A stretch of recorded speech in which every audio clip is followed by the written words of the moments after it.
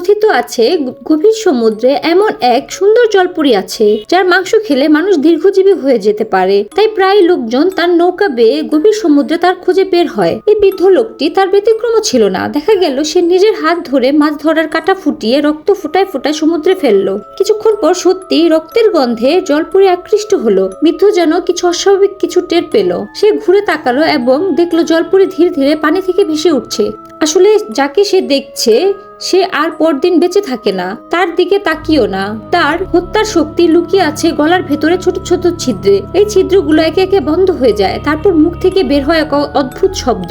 যে কেউ সাহস করে শব্দ শুনলেই বিব্রত হয়ে যেতে পারে। আর জলপরি সেই সুযোগ নিয়ে মানুষটিকে খেয়ে ফেলে। প্রত্যাশা মতোই অল্প সময়ের মধ্যে বৃদ্ধটি মারা গেল।